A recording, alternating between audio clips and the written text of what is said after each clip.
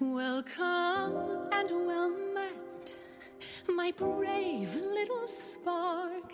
How long you've wandered, burned bright as a star. Oh, I have awaited you patiently all this time. Final Fantasy XIV is a long-standing MMORPG, and I'm sure through the dozens of copy pasta memes, you either have an inkling of what Final Fantasy XIV is, or you probably play it yourself if you clicked on the video. Either way, Final Fantasy XIV has truly made a name for itself in the gaming community. What started off as a rough game was transformed into a realm reborn, thanks to the efforts of producer Naoki Yoshida. The game has now endured several expansions, from the critically acclaimed Heavensward to the current expansion Dawn Trail. However, for such a community-oriented game to survive this long, it needs dedicated players.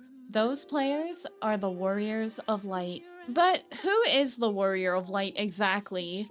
What does it mean to even be a Final Fantasy XIV player? I've often wondered what my character meant to me, and was curious if others felt as deeply as I did. I wanted to dive more into this topic and ask Final Fantasy XIV players online what their character meant to them, and drew commonalities from it. Consider this a love letter to Final Fantasy XIV and the characters we have grown fond of. If you'd like to share your experiences, please leave a comment below. I love reading these stories, and I'm sure others will enjoy it as well. We can always use some more light and positivity in this community. Hello everybody, my name is Junybug, and if we haven't met before, I'm Junybug, and if we have met before, I'm still Junybug. Welcome back to my channel, or hello again. If you liked the video, be sure to like, comment, and subscribe, and please follow me on my Twitch channel at twitch.tv/Junybug. Let's get right into the video. Where did the Warrior of Light even come from? The Warrior of Light originated in Final Fantasy I. As you start your game, you are given the opportunity to pick your 4 party members' classes as well as their names. These 4 heroes are introduced as the Warriors of Light, holding a crystal within each hand as the elements of wind, sea, and land begin to cease. Through prophecy, they will be the ones to save the world from the 4 fiends and eventually destroy chaos. These Warriors of Light reappear in Final Fantasy III with an alternate dimension introducing the Warriors of Darkness. If you played Shadowbringers, you will see some of the story referenced here with the destruction and floods of light. With Final Fantasy V, the 4 Warriors of Dawn defeated Exdeath, and the main character Bartz, or as I like to call him Butts, and his 3 other companions, Ferris, Lena, and Dawn Warrior Galuf, become the new Warriors of Light. As you can imagine, the mantle of Warrior of Light has become a beloved and iconic title within the franchise. It returns to Final Fantasy XIV, but you aren't granted the title immediately. When you first log in, after waiting for hours to download this enormous behemoth of a game, you are greeted with the instantly recognizable Crystal Prelude and are prompted to create a character, selecting from different races and backgrounds. The customization is astounding, such as choosing eye shape, skin color, and tails and ears. Your character is a blank canvas, and if you're like me who started out with Final Fantasy XIV as their first Final Fantasy and MMO, you have no idea what to expect or what your character will become. Will they be a bystander and witness to the story? Perhaps they'll become a central part of the action and conflict. I surely had no idea. Once you pick your starting class, you are instantly swept into the game as a starry-eyed adventurer. Some players have been here since 1.0, others joined for A Realm Reborn, and a few recently joined with Endwalker. With the player base growing exponentially over the years, there are all kinds of people who enjoy the world of Eorzea. I'm going to open up with my story first. This is something very vulnerable, so I hope that you'll get cozy and listen with an open mind and open heart. I started playing Final Fantasy XIV in September of 2020. I was still stuck indoors, mainly playing League of Legends after graduating college and without having anything to do because of quarantine. My friends were getting into the game, and I thought seeing all the G poses of hot Vieras on Twitter, I thought the game looked pretty. I had no concept of raiding, questing, role-playing, or whatever an MMO entailed. I was recommended to play a Mikote, but found myself drawn to the Ra and Ara. They looked cute and unique to me. I then named her Celeste Kawashima. Celeste because I like the name, and Kawashima to try and stick to traditional Ra and Ara naming conventions. I started my journey in Gridania as a conjurer, blissfully unaware of it being a healer class. I decided to stick with it since I was so terribly overwhelmed attuning to aetherite crystals, buying gear, looking like a potato sack, and trying to understand how to complete quests and progress the story. Luckily, I had my friends to guide me.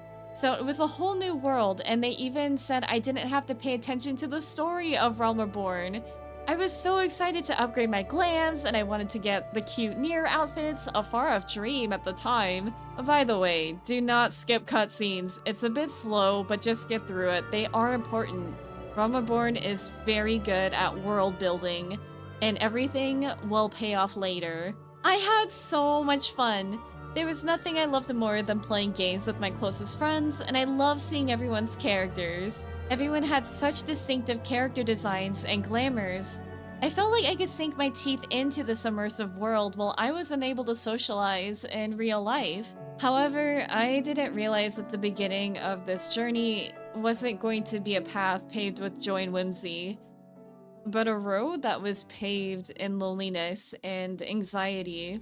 When I got to Heavensward, many realities struck me. Dealing with the depression of being in quarantine, the anxiety of wondering if COVID would keep such a tight grip on the world, and handling a personal trauma that resurfaced. It was a lot as someone who has anxiety disorder and is autistic. I immersed myself in the story, feeling the pain of Yazael living her life diluted in Shiva's memories. Watching Alphino maturing as he recognized his mistakes, Estinian full of vengeance and darkness in his heart for Nidhogg, and losing our dear friend Harshafat, who I was in love with, mind you. That vault was very traumatizing.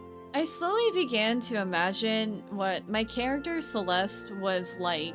Sure, we have dialogue options, but I always felt as if our warriors of light were blank canvases. Was Celeste a strong, heroic white mage? Was she more reserved and shy? Perhaps she was reluctant and possibly had a dark past. But I began to realize that I envisioned Celeste as a stronger version of myself. She was somebody who could handle so many difficult challenges, even if she was afraid like me. Her heart was always well-intentioned, and she did her best. Perhaps, or maybe certainly, I was projecting myself onto her. I created her in my mind as the hero I needed. During this time, as I progressed through Heavensward and Stormblood, I began to feel a shift within my friend group, that something was wrong in my gut, and I noticed unkindness and exclusion. It then turned into something more painful and traumatic. I learned I was being gaslighted, and Final Fantasy XIV became a vehicle for it. For the sake of respecting everyone's growth journey since then, I will not divulge any more specific details about my situation. I do want to give a spoiler alert.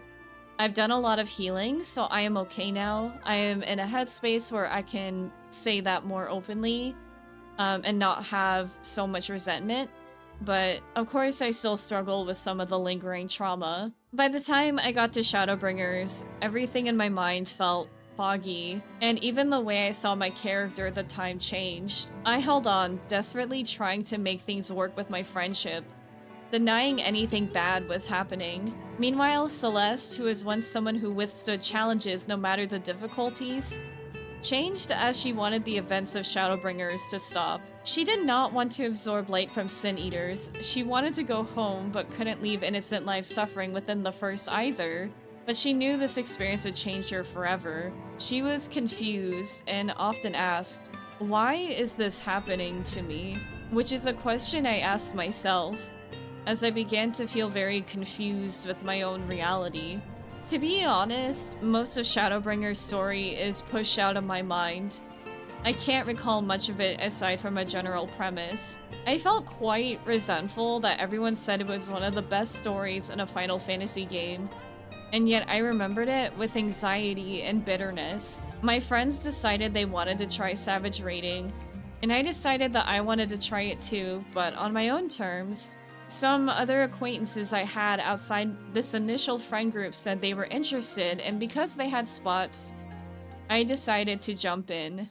Little did I know, raiding was going to change my life. I was so excited to try this endeavor that I secretly made a Discord server, just in case we actually went through with it, and I even recruited a melee DPS and tank through Party Finder without telling anybody. I figured if I wanted the raid team to be created, I was going to be the one to take action. Within seconds of putting up the PF, a Dragoon instantly joined, telling me his entire resume of raiding in Stormblood. It was quite intimidating, but he assured us that it was okay that we were all totally new to 14 and raiding. We filled our spots, and before we knew it, we took on the Cloud of Darkness. I loved watching the strategy videos. Shout out to Happy Brambles, by the way. I put together all of our schedules and ended up taking leadership of our raid group. I felt very proud of myself, like I was important, respected, and listened to. And while it was very hard, during the middle of the tier, I gained the courage to end my friendship as it was causing me more anxiety and fear. I felt very sad and empty, but coming to raid, I felt like I belonged somewhere. By the time we cleared E12S, I felt very proud of myself. I created something special and helped manage a raid team while learning so much about 14 and healing as a white mage. When Endwalker came around, I was so thrilled because it came close to my birthday. I was excited to experience an expansion on launch with all of my new friends. I was excited to see how this arc of Ashians, Crystals, and Hydaelyn vs Zodiark would end. I was ready to immerse myself as Celeste, and that's exactly what I did. I remember thinking how Celeste would feel as Xenos overtook her body, putting her soul in the body of a meager Garlean soldier. What would Celeste think seeing Elpis and putting the puzzle pieces together? And even her personal interactions with the other Scions. This is completely irrelevant, but in my mind she's married to Estinian, so she is actually now Celeste Varlineau. During the MSQ, I played 14 nearly all day, glued to my screen and making sure I didn't disconnect so I'd have to sit through a 2,000 person queue to log in. I had to know how the story unfolded, and I had so much fun checking in with my raid team about where we were all at. When I arrived at Bestaway Burrows, it was such a peaceful lull to the action. It was doing these menial tasks for the Loperites that I had some space in my mind to think, and I simply cried in my chair. I realized that for the first time since starting my Final Fantasy XIV journey, I felt safe.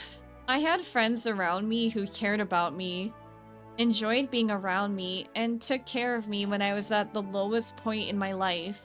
To have stability and security in my friendship, share joy in our mutual love for Final Fantasy XIV, and people to make the burdens of the world feel less heavy helped me to heal.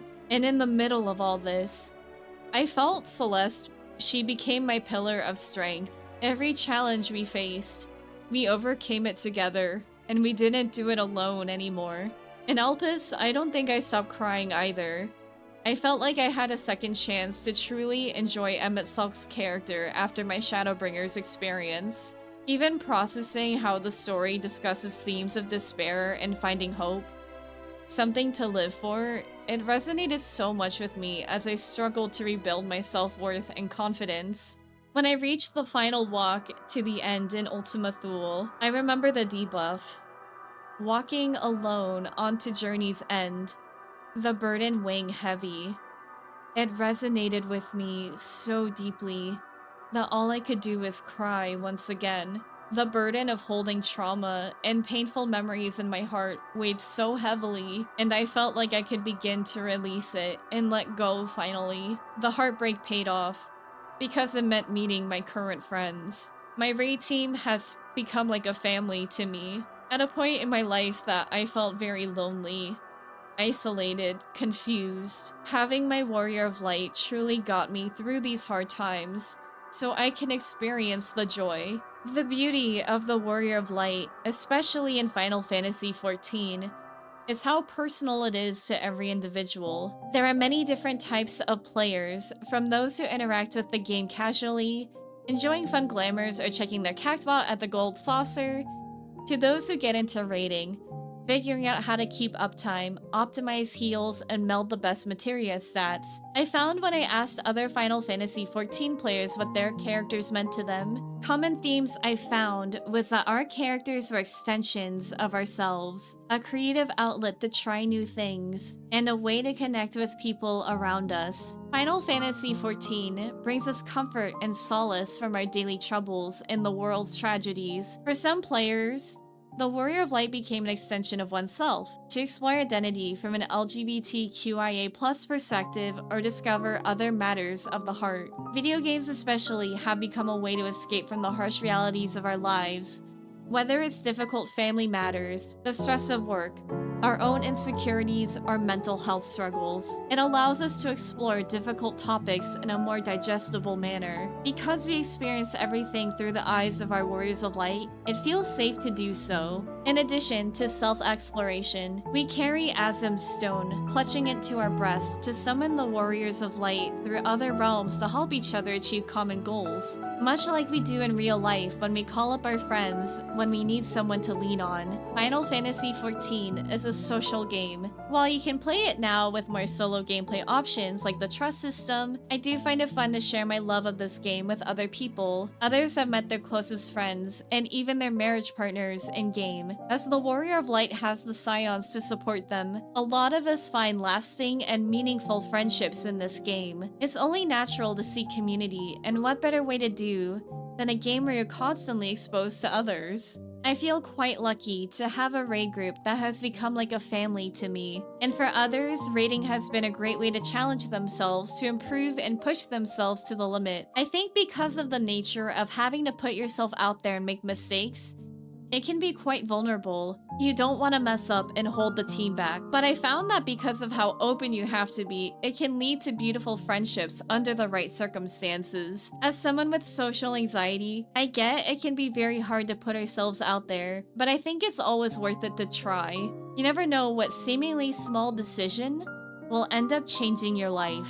If I never got into Final Fantasy XIV, I feel that my life would be vastly different, especially if I never tried raiding. I think it's safe to say that others feel the same way, and even if we take breaks from the game from time to time, it's always exciting to get a new patch or even a new expansion and see everyone logging back in, and it all returns to our Warriors of Light, the characters we use to portray ourselves and interact within the world of Eorzea and beyond. Thank you so much for watching the video. I hope you liked it, as I wanted to share my personal story and highlight why I and others love Final Fantasy XIV. I know the internet has pockets of cynicism, so I hope this can add some light too. Again, if you enjoyed the video, please consider liking, commenting, and subscribing. If you want to hang out with me on Twitch, you can find me at twitch.tv/Junibug. Have a good time zone, love you, care you, and see you next time. Bye bye!